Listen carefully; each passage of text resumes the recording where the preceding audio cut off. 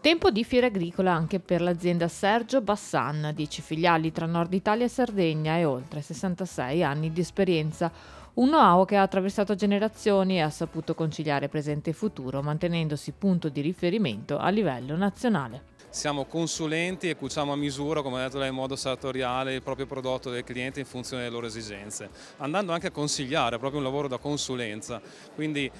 gestendo anche il rapporto con i clienti in modo totalmente diverso rispetto al passato. Tra i punti di forza della Sergio Bassan, oltre alla vasta gamma di servizi offerti, sicuramente c'è anche l'assistenza post vendita. Come azienda investiamo tantissimo sul fatto di riuscire a portare il valore al cliente finale, quindi che il cliente utilizzi al meglio i nostri mezzi, abbia l'assistenza più tempestiva possibile, perché quando si è in stagione sappiamo che è molto difficile, ci sono condizioni avverse, avere un buon partner è quello che ti fa passare bene la stagione. Produciamo in autonomia i dispositivi che sono legati all'agricoltura di precisione e sono elemento fondamentale per generare sostenibilità ai nostri clienti, quindi è da un punto di vista di investimenti chiaramente la priorità verso la nostra clientela. E la Fiera di Verona è stata l'occasione per presentare la nuova testa di serie marchiata John Deere, la F9 nella versione 700 o 1000. Beh, certo, è una macchina per noi fondamentale, dedicata al contoterzismo, una macchina rivoluzionaria, la prima macchina che sfonda